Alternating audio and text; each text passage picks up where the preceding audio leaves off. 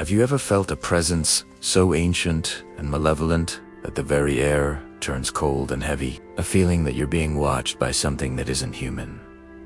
Something that's been walking the earth long before our cities were ever built. I have, and I wish I never had. It happened last fall, just outside Amarillo, Texas, in the vast, unnerving emptiness of the Panhandle Plains. My name is Alex and I work for the Parks and Wildlife Department. It was supposed to be a routine job, installing a new infrared trail counter on a remote hiking path. My partner, Ben, and I had done this 100 times before. You set up the device, you test it, you pack up, and you go home. Simple. But what happened that day? That day wasn't simple. It was a descent into a nightmare I can still feel clawing at the edges of my sanity. The trail counter didn't just count hikers. It counted something else, something that was hunting us. We drove out to the Palo Duro Canyon area. The landscape, a stark, beautiful canvas of red rock and sparse juniper trees. The trail was seldom used, winding deep into a secluded part of the canyon. Why even put a counter out here? Ben grumbled, kicking a loose rock. Pretty sure the only things using this trail are coyotes and the occasional lost tourist. I just shrugged, focusing on finding the perfect spot. We needed 2 trees, directly opposite each other, to mount the transmitter and receiver. We found a good pair about a mile in, where the trail narrowed.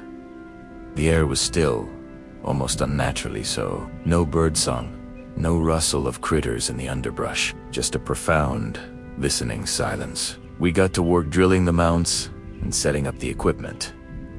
It took about an hour. Once it was all connected, I pulled out my laptop to calibrate the system. The small LCD screen on the counter unit flickered to life, showing a big, bold 0. All right, let's test it, I said. Walk through. Ben did, and the counter clicked up to 1. He walked back. 2. I walked through and back. 4. Looks good, I said, relieved. Let's pack it in. Ben nodded, already gathering his tools. I was about to close my laptop when my eyes caught the number on the counter's display.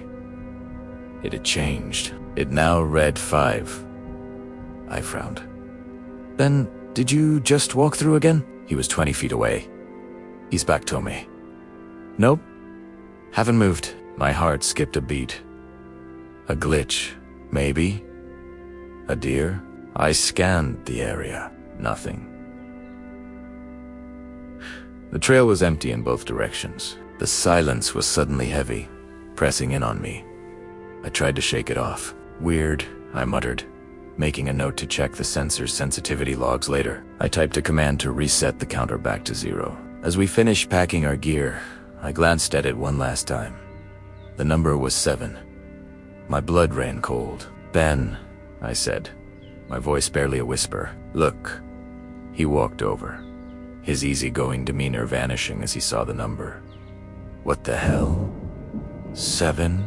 We both stood there, frozen, staring at the small device. We hadn't moved. Nothing had passed between the sensors. We were utterly alone. Or so we thought, as we watched, paralyzed by a creeping dread. The number clicked again. 8. It was happening right in front of us. Something invisible was crossing the beam. Ben grabbed my arm. Alex, this isn't right. Let's go.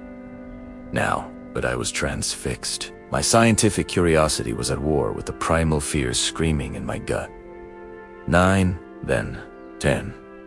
It was like a slow, deliberate countdown to something terrible. Each click of the counter was a footstep of our own doom, getting closer and closer. The sun began to dip below the canyon rim, casting long, distorted shadows that seemed to writhe and twist. The temperature dropped. I could see my own breath fogging in the air. That's when we heard it. A faint sound, carried on the wind. It was a whistle, a strange, disjointed melody that seemed to have no human origin. It was high-pitched, almost like a bird, but it was warped, off-key, and it made the hairs on my neck stand on end. The whistling grew louder, seeming to come from all directions at once. The trail counter kept climbing. 15 minutos, and 16 minutos. 17 minutos. It was as if a whole crowd of unseen people were walking past, one after another. We're leaving, Ben said, his voice firm, pulling me toward the trail back to the truck. I didn't resist this time. The fear had won. We started walking, practically jogging, away from that cursed spot. But the whistling followed us. It echoed off the canyon walls, a mocking, predatory tune that seemed to wrap around us. We didn't dare look back. We could feel eyes on us, a heavy, malevolent gaze that promised pain. Every rustle of leaves, every snap of a twig sent a fresh wave of panic through me. Was it behind us? Was it in the trees? Suddenly, a sound ripped through the air that was not a whistle. It was a scream, a perfect imitation of a woman's terrified scream. It came from the direction we were heading, up ahead on the trail. We stopped dead in our tracks, our hearts pounding against our ribs. What was that? Ben whispered, his face pale. Before I could answer, another sound came from behind us, back the way we came. It was a child, crying, a desperate, heartbroken sob. They were flanking us. Whatever this thing was, it was trying to lure us, to kung fu shoes, to play with us. It was mimicking human sounds of distress to draw us into a trap. And then, the most terrifying sound of all. From the dense thicket to our right, we heard my own voice. It was me, but not me. The voice was hollow, distorted. It called out, "Ben, where are you?" "I'm lost." Ben looked at me, his eyes wide with disbelief and horror. I just shook my head, unable to speak. The mimicry was perfect. It was a predator that had learned our names, our voices. We abandoned the trail and crashed through the brush, running blindly, desperately. Thorns and branches tore at our clothes and skin, but we didn't care. The only thing that mattered was getting away. The sounds pursued Usta whistle, the woman's scream, the child's cry, and my own stolen voice, calling Ben's name over and over again from the growing darkness. We finally burst out of the canyon and onto the dusty plain where we deparked the truck. We fumbled with the keys, our hands shaking so violently it took 3 tries to get the door open. We threw ourselves inside, locked the doors, and Ben floored the accelerator. We didn't slow down until the lights of Amarillo were a comforting glow on the horizon. We never spoke about what to put in the official report. How could we? Equipment? Malfunction? We both knew what we had encountered. An old evil from a time before time. The local stories call it a Skinwalker, a shapeshifter, a mimic, a thing of pure malice that wears the skins of its victims and steals their voices to lure its next prey. I quit my job a week later. I couldn't go back out there. I couldn't face the silence of the wilderness, knowing what lurks within it. Sometimes, late at night, when the wind howls, I think I can hear it. That high, off-key whistle. I checked the park's public trail data online. Just once. The counter we installed is still active. The numbers are astronomical. Thousands upon thousands of crossings. Every single day. On a trail that no human ever uses anymore. The tally just keeps climbing, counting the footsteps of something that stands still, waiting in the Amarillo Plains. So if you're ever out hiking, and you hear a familiar voice call your name when no one is there, don't answer. Don't even look. Just run. Thanks for listening. If you enjoyed this story, please like, share, and subscribe for more tales from the shadows. Stay safe out there.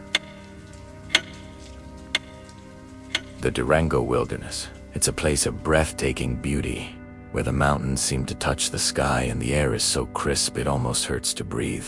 My brother, Liam, and I thought it was the perfect escape. We were experienced campers, always looking for that next pristine, untouched spot. This trip was special.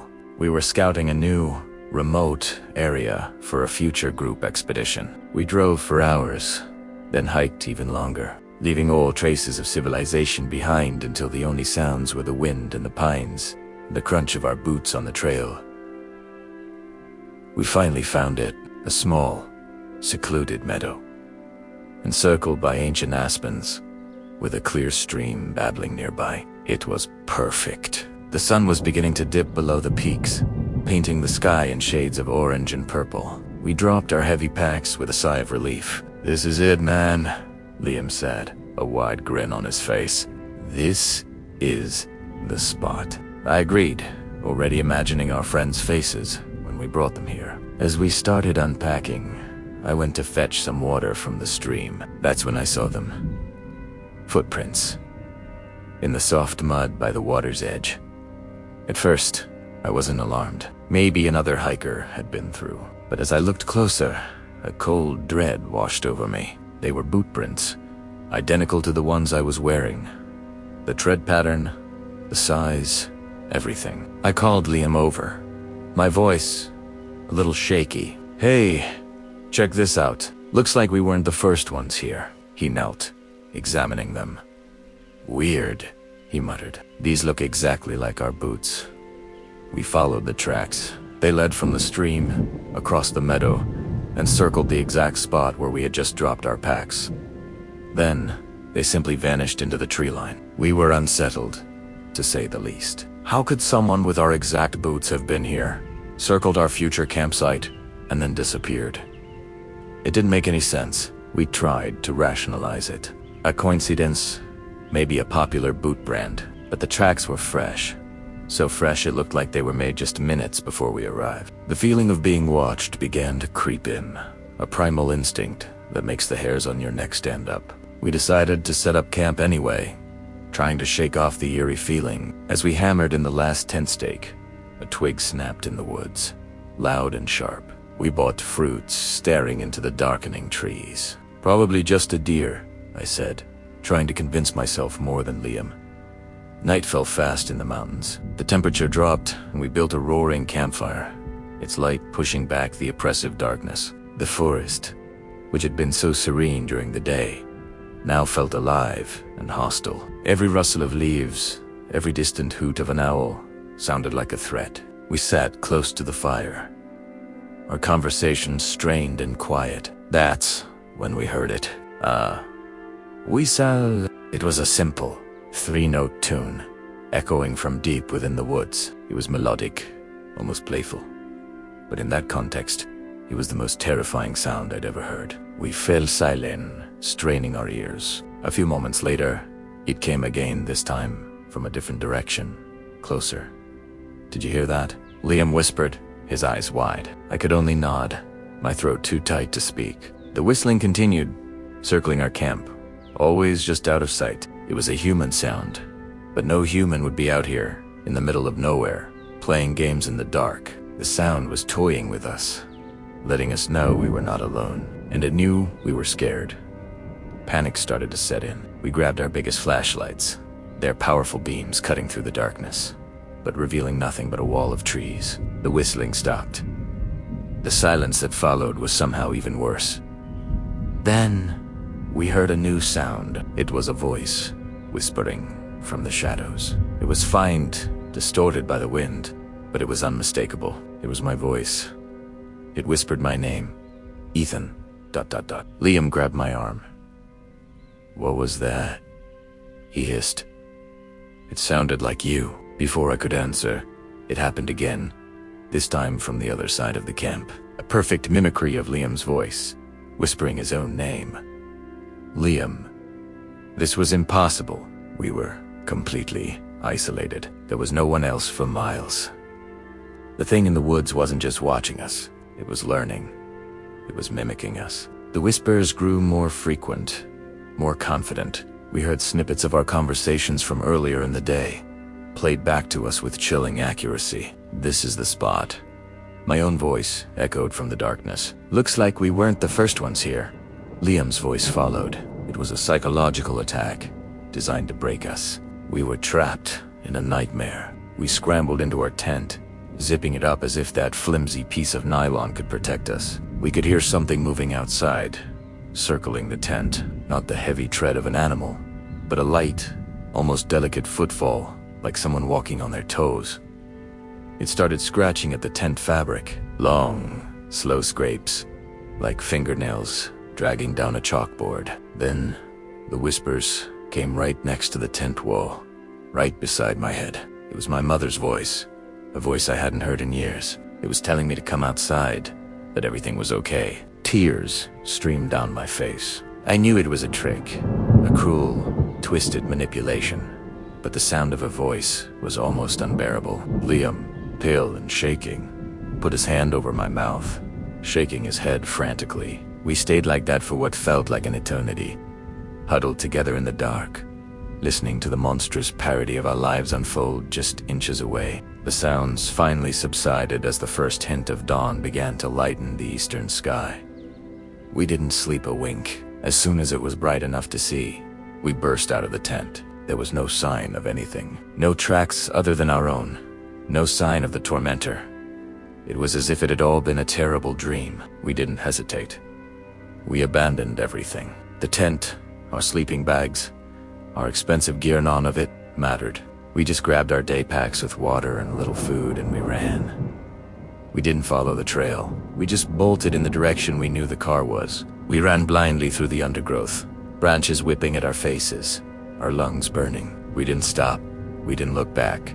Not evidence. The entire time, I had the sickening feeling that we were being herded, that our desperate flight was just part of its game. We finally stumbled out onto the dirt road where we'd parked the truck, gasping for air, covered in scratches and sweat. We have never been so happy to see that old, beat-up vehicle. We jumped in, locked the doors, and peeled out, sending gravel flying. We didn't speak until we hit the paved highway, until the familiar sight of streetlights and other cars surrounded us. We never went back for our gear.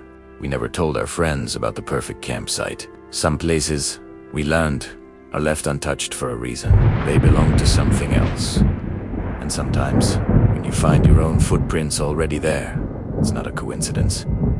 It's a warning. You're already in its territory, and it's been waiting for you. Thank you so much for listening to our story tonight. It's experiences like these that remind us there are still deep, ancient mysteries hidden in the wild places of the world. If you enjoyed this tale and want to hear more, please hit that like button, subscribe to the channel, and ring the notification bell so you don't miss our next adventure into the unknown. Stay safe out there. It's always the quiet jobs that get you. The ones out in the middle of nowhere, where the only sounds are the wind and the birds. That's what we thought we had. Anyway, me, Dave, and Marcus. We were a bridge inspection crew, sent out to a remote part of northern Arizona to check on a series of old concrete bridges crossing a dry, dusty canyon. Our first week was uneventful. We'd rappel down the sides, tap the concrete with our hammers, take our readings, and move on. Nothing but sun, sweat, and the endless, whispering wind. The job was simple, but the location was unsettling. The locales in the nearest town, a tiny speck on the map, were friendly enough, but their eyes held a certain caution when we told them where we were working. "Be careful out there," one old man at the gas station had said. "The land remembers."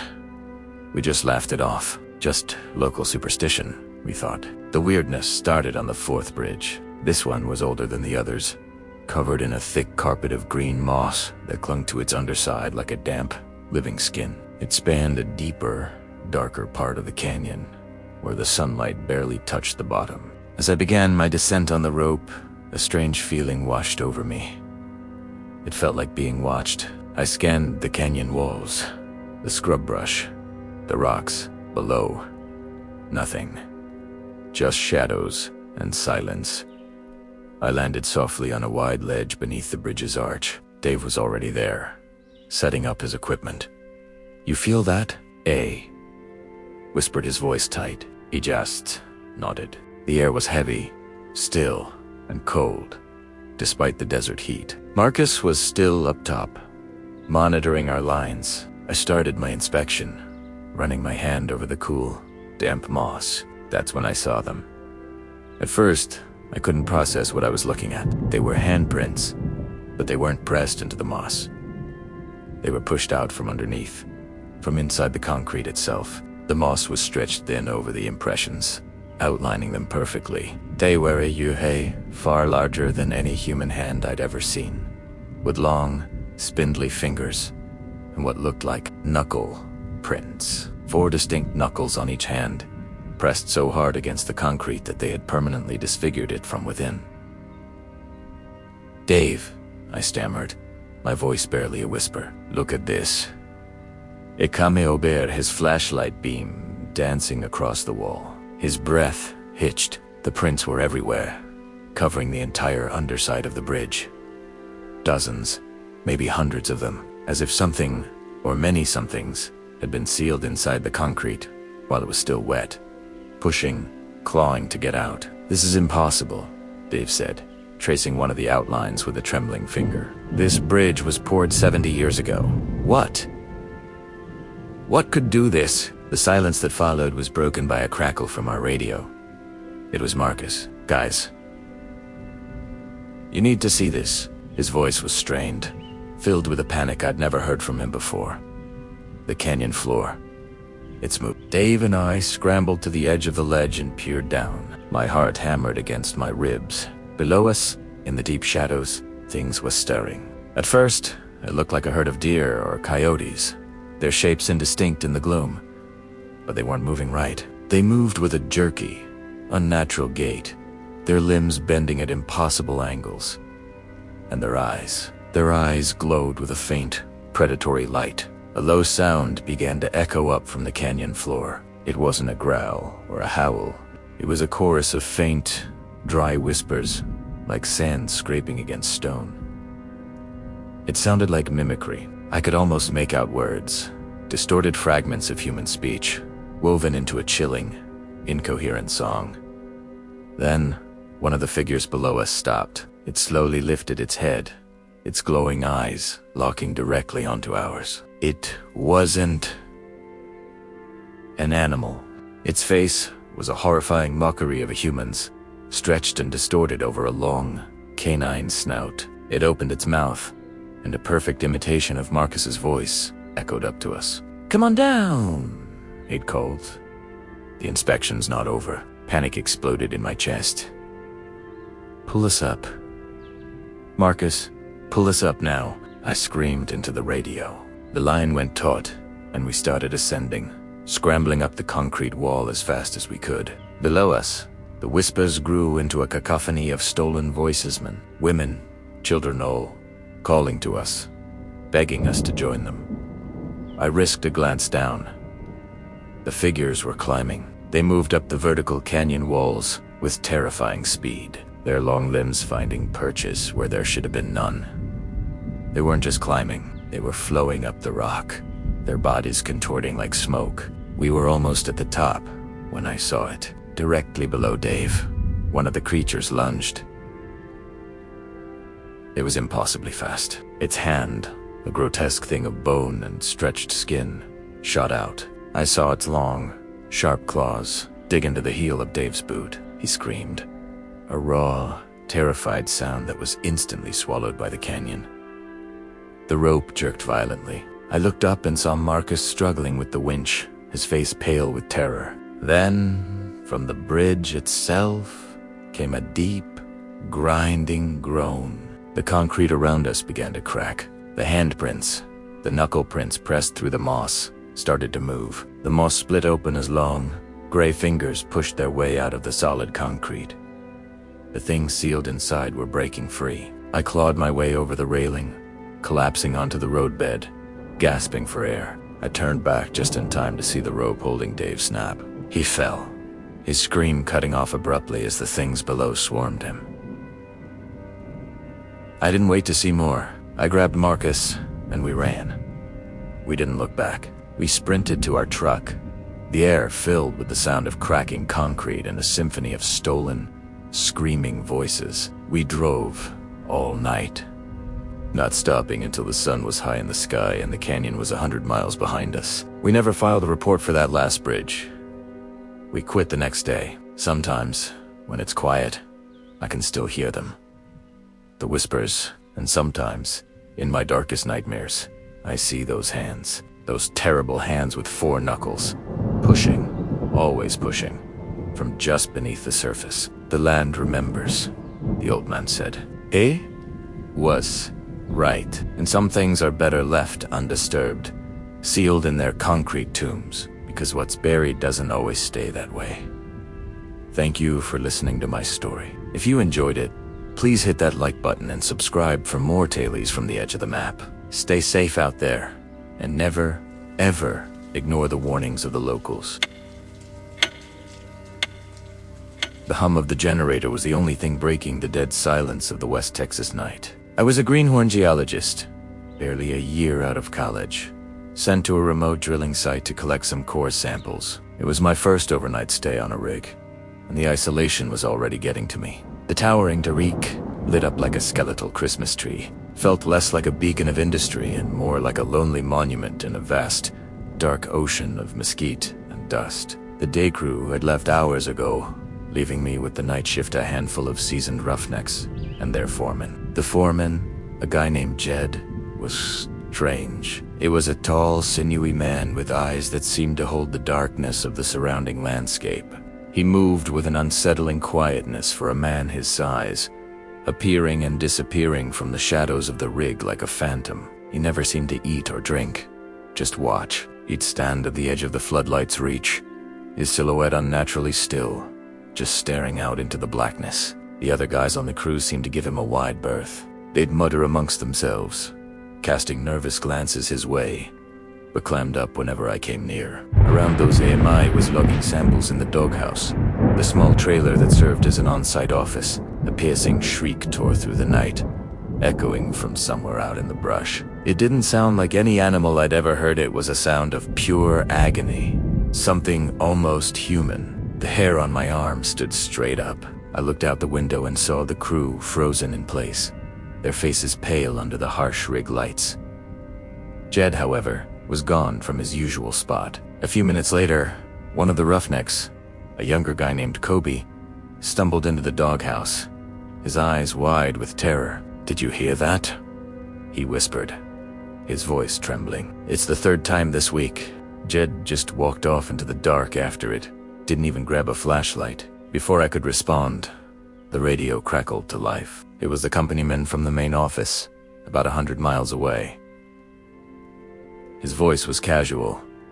"Hey, just checking in. How's it going out there? By the way, the new night foreman, Dale, said his truck broke down. He won't make it out till morning. You guys manage all right on your own for one night?" A cold dread, colder than the desert night. "Wasid, Oberme." I looked at Kobe, his face a mask of confusion and fear. I slowly turned my head to look out the window, back towards the derrick. Standing just at the edge of the light, where the darkness began, was the tall, gaunt figure of the man we knew as Jed. Was back, and he was smiling, a wide, unnatural grin that stretched too far across his face. In the dim light, I could see his teeth were long and sharp, like a canine's. He slowly raised a hand and beckoned to me, a silent, chilling invitation into the night. But that wasn't the worst part. From the dark behind him, a sound drifted on the wind, a faint, guttural mimicry of the company man's voice on the radio, repeating, "You guys manage all right, ... on your own." We locked ourselves in the doghouse.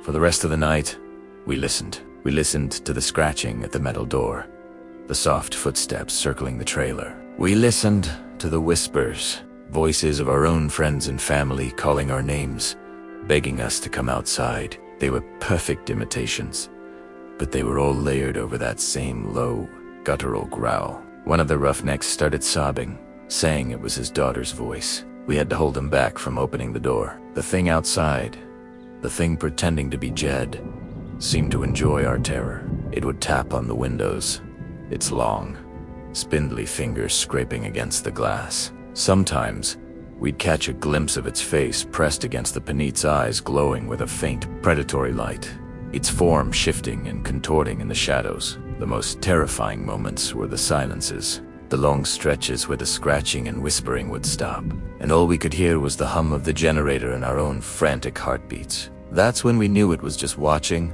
waiting, savoring our fear. We heard the sound of Kobe's truck starting up outside. His keys were on the table right next to us. The thing was learning.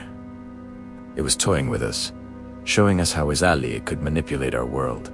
It revved the engine, then drove the truck straight into one of the rig's support legs with a deafening crash. The metal shrieked, and the entire rig groaned. It was trying to bring the whole structure down on top of us. Panic erupted in the tiny trailer. We were trapped, with a monster outside, trying to bury us alive. Just as the first hint of gray light began to touch the horizon, everything stopped. The whispers, the scratching, the taunting sounds.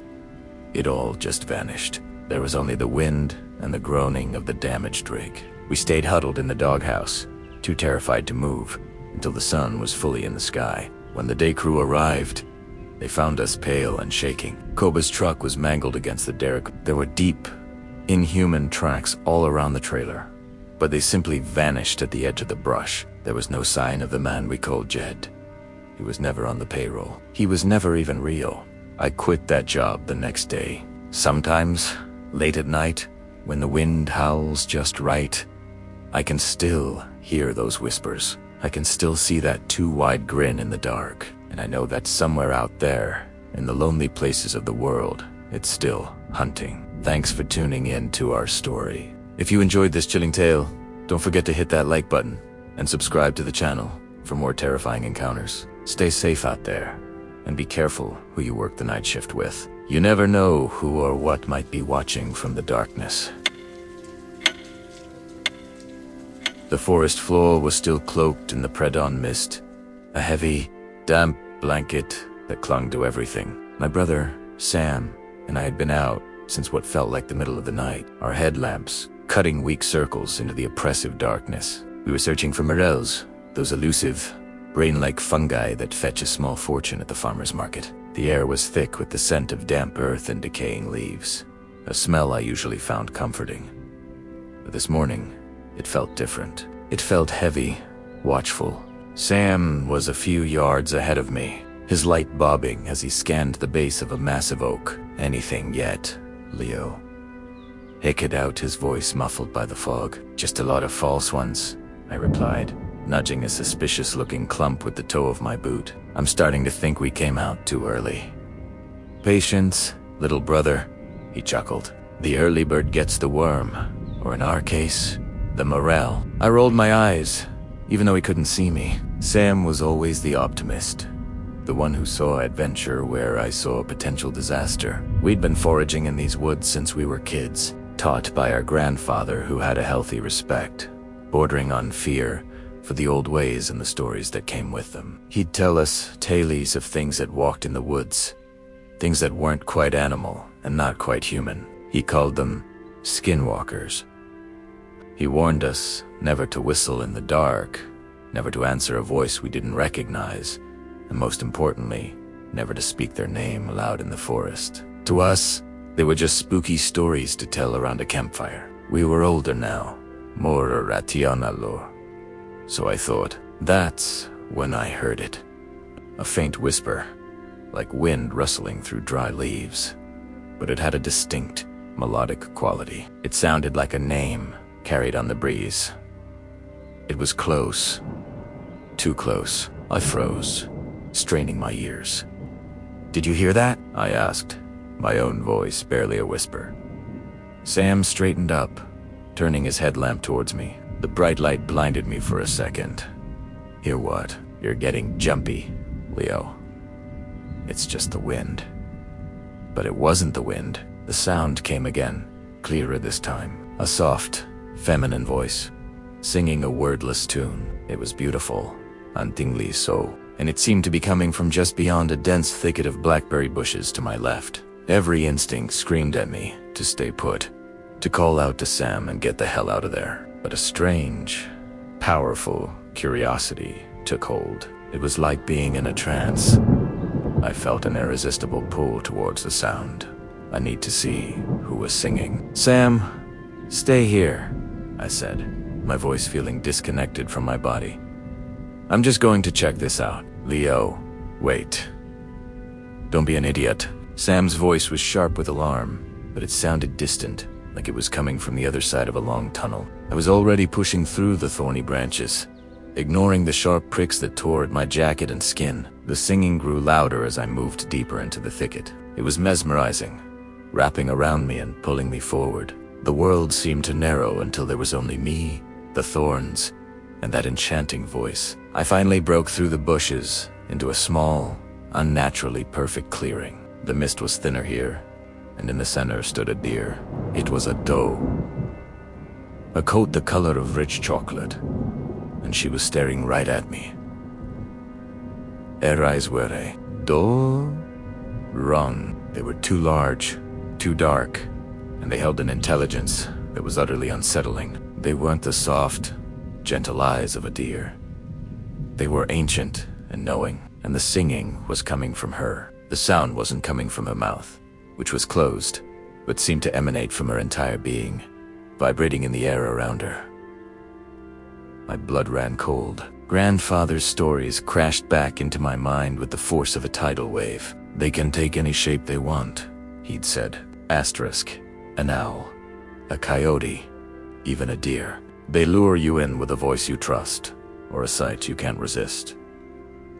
Asterisk panic seized me, and the trance shattered. I scrambled backward, tripping over a root and falling hard. My headlamp flew off, its beams skittering across the clearing before extinguishing against a tree trunk, plunging me into near total darkness. The singing stopped. The silence that followed was 1,000 times more terrifying. "Sam!" I screamed, my voice cracking. "Sam!"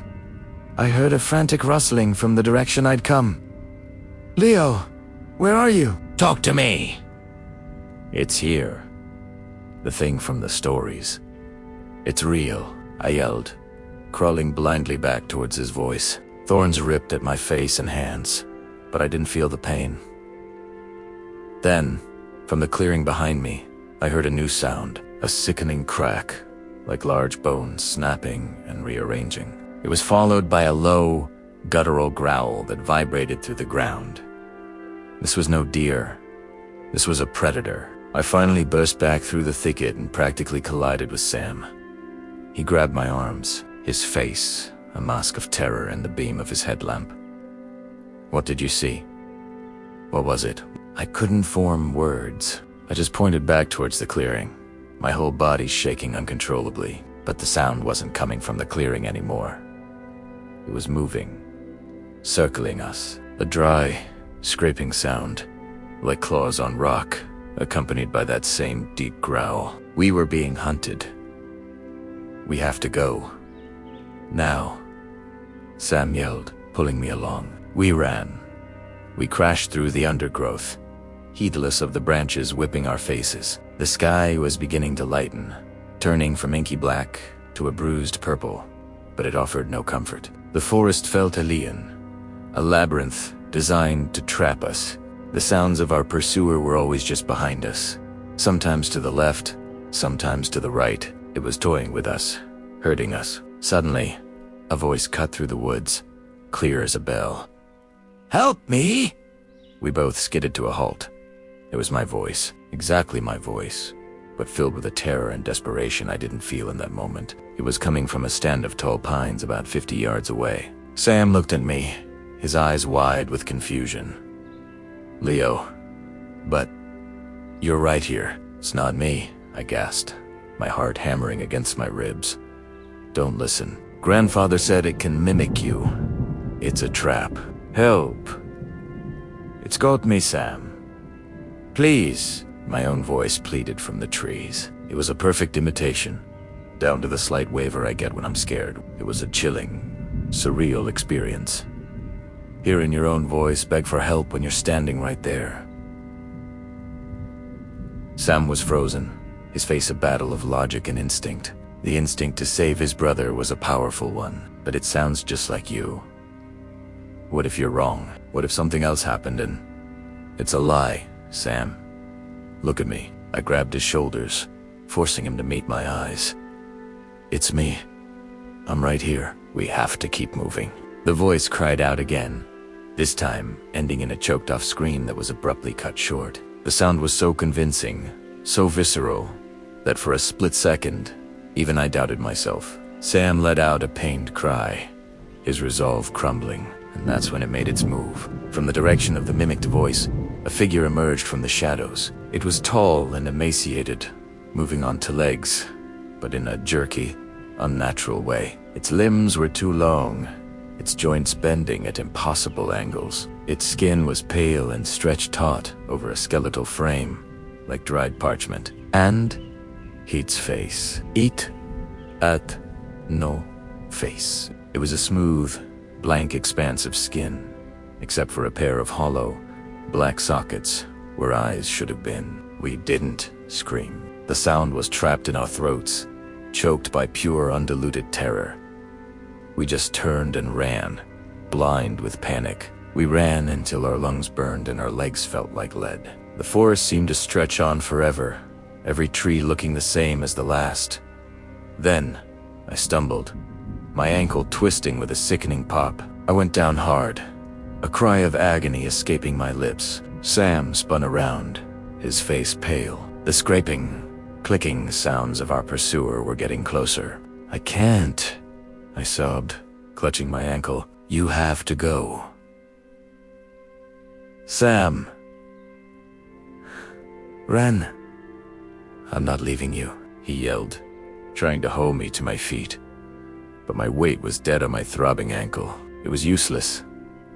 The thing was almost upon us. It was so close I could smell it, a coppery, metallic scent mixed with the odor of damp soil and decay.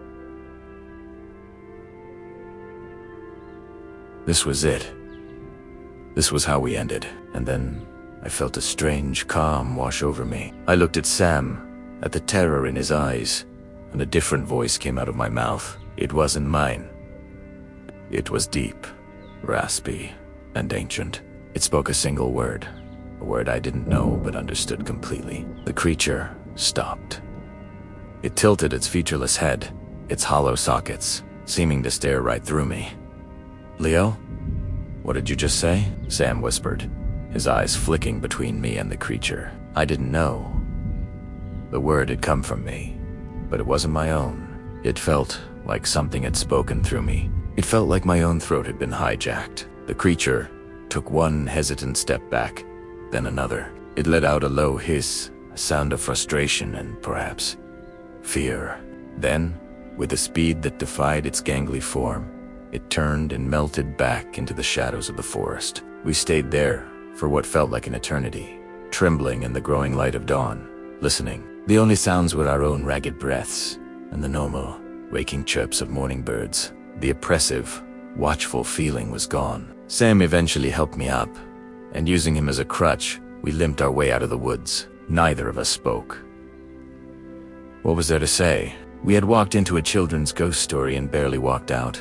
I never found out what word I spoke, or where it came from. Sometimes, late at night, I can still feel the echo of it in my throat, a foreign vibration that doesn't belong to me. My grandfather passed away years ago, so I can't ask him, but I think I know. I think in that moment of absolute terror, some old, forgotten piece of him, some ancient knowledge he carried, spoke through me to save us. We never went back to those woods. We sold our foraging gear and I took a desk job in the city. Sam moved 2 states away. We don't talk about that morning, but I see it in his eyes every time we meet. We know what's out there, in the quiet, misty places of the world. And we know that some stories aren't just stories. Be careful in the woods at first light. You never know who or what might be listening, and you never know whose voice might answer back from your own throat. Thanks for listening. If you enjoyed this story, please hit that like button and subscribe for more tales from the shadows. Stay safe out there. The Boundary Waters, 1,000,000 acres of pristine wilderness, a labyrinth of lakes and ancient pines, stretching across the Minnesota-Canada border. For my friend Liam and me, it was supposed to be the ultimate escape, a 2-week canoe trip. Just us, the loons, and the endless, whispering woods. We'd been planning it for years, poring over maps, dreaming of the solitude. We had no idea we were paddling straight into a nightmare, into a hunger as old as the trees themselves. Those first few days were absolutely perfect. The rhythmic dip of our paddles, the sun warm on our backs, the taste of freshly caught walleye cooked over a crackling fire. We were miles from any road, any person, any trace of the world we'd left behind. The silence was profound, broken only by the cry of a distant bird or the rustle of a squirrel in the undergrowth. We felt like the last two people on Earth. But we weren't alone. The change was subtle at first. On the 5th day, as we were making a long portage between Knife Lake and Vera Lake, a feeling of unease settled over me. It was a primal prickle on the back of my neck, the kind that tells you you're being watched. I'd pause, the heavy canoe digging into my shoulders, and scan the dense forest. Nothing. Just the shadows playing tricks between the tall pines. I mentioned it to Liam, but he just laughed it off. "It's the woods, man," he said. "They mess with your head." That night, the temperature plummeted. A strange, unnatural cold crept into our tent, a damp chill that our sleeping bags couldn't fend off. And then we heard it, a sound that didn't belong. It wasn't an animal we could identify.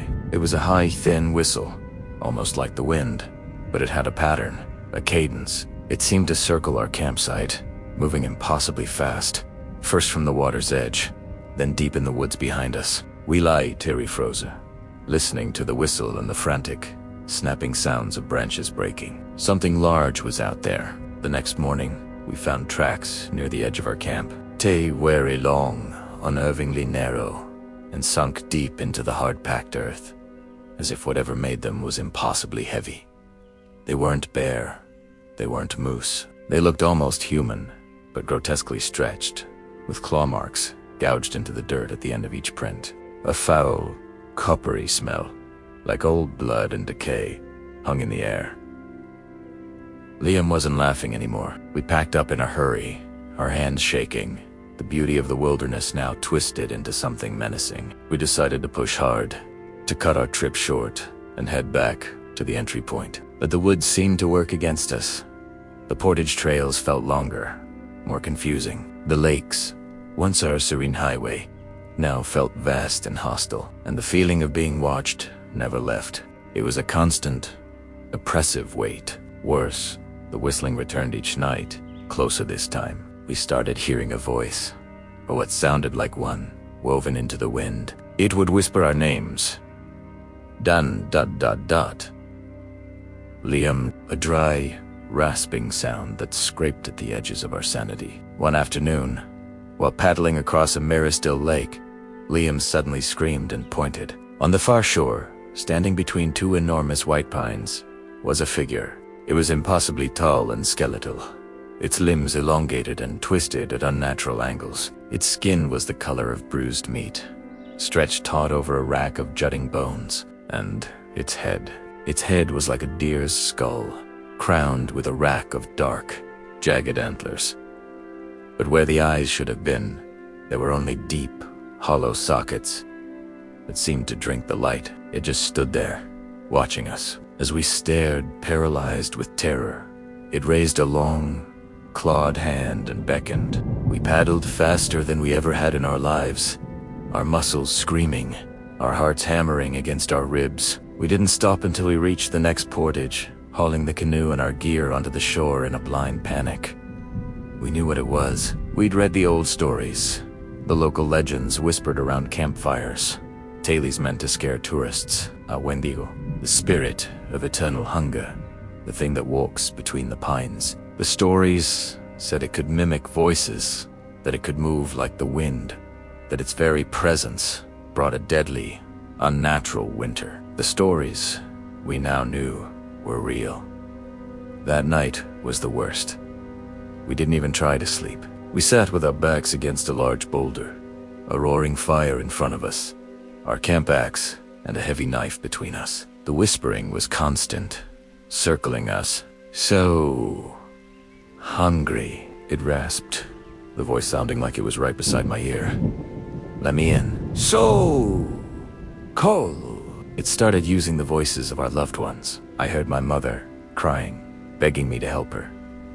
Liam heard his little sister, laughing. It was a cruel, psychological torture designed to break us, to lure us out of the protective circle of our fire. Then, the creature showed itself. It stepped into the edge of the firelight, its horrifying form even more grotesque up close. Its gaunt, emaciated frame looked starved, yet it radiated an aura of immense power. Rotting flesh hung from its bones, and its jaw was unhinged, filled with yellowed, needle-like teeth. The deer skull atop its head tilted, and those empty sockets fixed on us. It took a slow, deliberate step forward, its clawed feet crunching on the forest floor. It was toying with us, savoring our fear. It feasted on it. Liam, in a surge of adrenaline-fueled desperation, grabbed a burning log from the fire and hurled it at the creature. It hit the Wendigo square in the chest, showering it with sparks. The creature let out a sound that was half shriek, half the grinding of rock, and recoiled, swatting at the flames. For the first time, it seemed agitated, perhaps even hurt. Fire. The stories were right about that, too. That was our chance.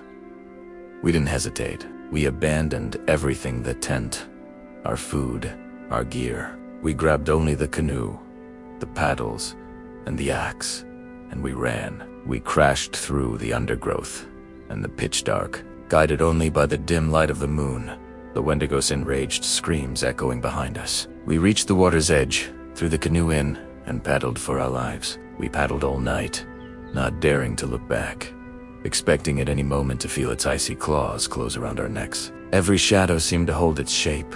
Every gust of wind carried its whispers. When the first gray light of dawn finally broke the horizon, we saw the familiar dock of our entry point.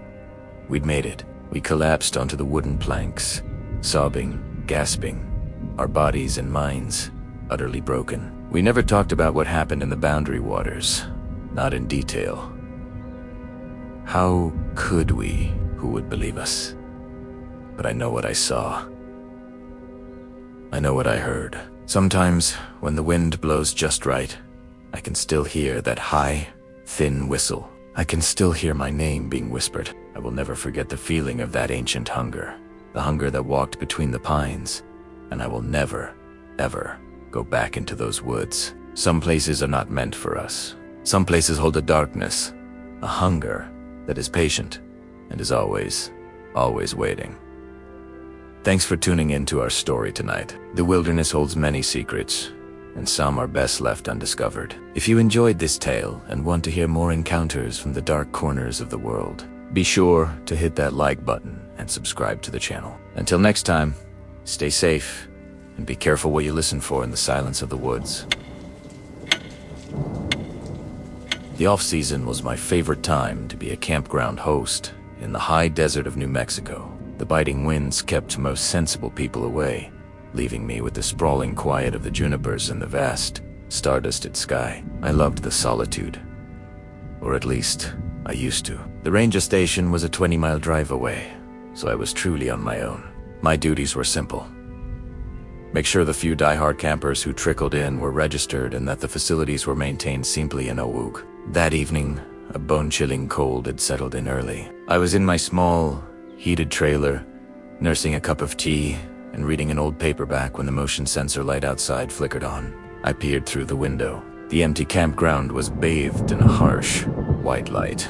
I didn't see anyone. No car headlights. Nothing. Probably just a deer, I thought. Or maybe a coyote. They were common around here. I settled back into my chair, but an uneasy feeling began to crawl up my spine. The silence outside felt different now, heavier. A few minutes later, the light came on again. This time, I heard something. A faint scratching sound at the door of the small check-in kiosk, just a few feet from my trailer. My heart hammered against my ribs. Who would be out there, on foot, on a night like this? I grabbed my heavy-duty flashlight, its weight a small comfort in my hand, and cautiously opened my trailer door. The cold air hit me like a slap. "Hello," I called out, my voice sounding small against the immense quiet. "Campground's office is closed for the night." "No," answer. The scratching stopped.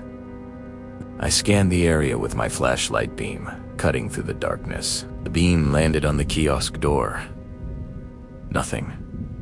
But then, I saw it. Tucked into the after-hours check-in slot was a single registration slip. That was odd. I hadn't heard a vehicle pull up, and there were no fresh tire tracks in the gravel. With a growing sense of dread, I walked over and pulled the slip out. The paper was cold, almost damp, and the ink was smeared as if written with a shaky hand. It was for campsite number 13, the most isolated spot at the far end of the loop, tucked away in a dense grove of pines. My blood ran cold when I read the name printed on the slip. It was my name, and below it, in a perfect, unnerving imitation of my own handwriting, was my signature. I stumbled back, the slip trembling in my hand. This had to be a joke. A very sick, cruel joke. Maybe one of the rangers was messing with me.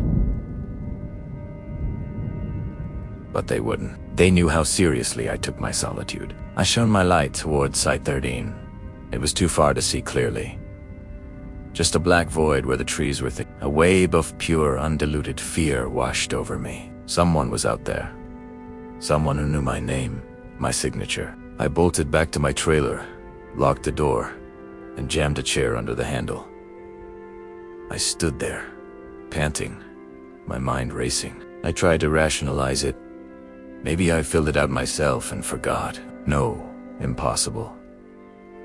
I hadn't touched the slips all day. My radio was my only link to the outside world. Primera picked it up my hand, shaking so badly I could barely press the button. This is Coyote Run Campground host. Collie Ranger Station, do you copy? Over. Static. Only static. Then, a sound from outside made me freeze. A low whistle, carrying on the wind. It was a tune, a simple, lilting melody that sounded eerily familiar, like a half-remembered lullaby. But it was distorted, unnatural.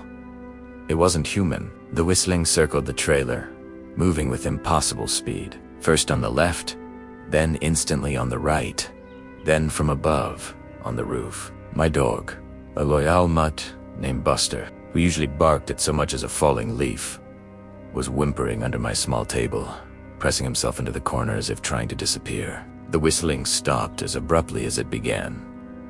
The silence that followed was even more terrifying. I held my breath, listening, and then I heard the voice. It whispered right next to the window, so close it sounded like it was inside the trailer with me. "Let me in!" it rasped, in a voice that was a dry, scraping parody of my own. "It's cold out here," I screamed. I couldn't help it.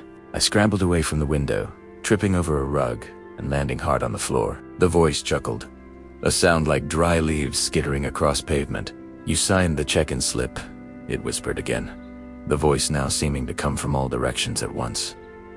"You're the guest tonight. Campsite 13 is ready for you." I saw a shadow move past the window. It was tall and possibly thin, and it moved with a jerky, unnatural gait. It wasn't human.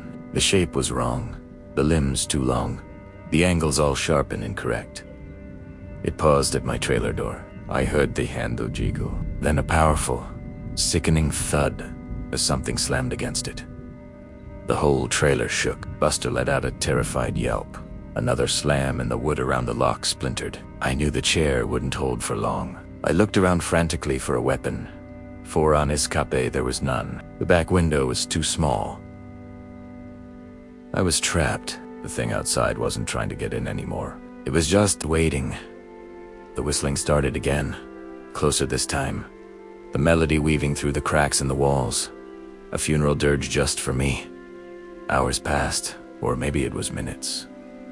Time had lost all meaning. I was huddled on the floor with Buster, my flashlight beam pointed at the door, waiting for it to burst open. The whistling eventually faded, replaced by the sound of the wind, which now howled like a hungry animal. As the first hint of dawn began to gray the eastern sky, the absolute silence returned.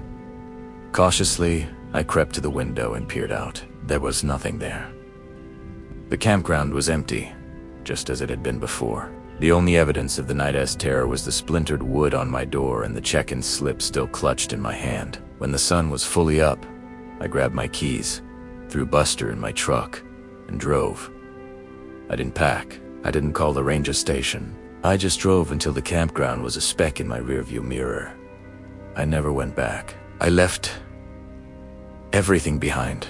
I later heard from another ranger that when they went to check on me, they found my trailer abandoned. They also found large, unidentifiable tracks circling the trailer and leading off towards campsite 13. And on the registration post for that site, they found something scratched deeply into the wood. It was my Nami. I don't know what was waiting for me at that campsite, but I know it signed my name, and it's probably still there, in the quiet of the off-season, waiting for its next guest to check in. Thanks for tuning in to our story tonight. If you enjoyed this chilling tale, please hit that like button and subscribe to the channel for more terrifying encounters. Don't forget to ring the notification bell so you never miss a new story. Stay safe out there, and always be wary of who or what might be waiting for you in the dark.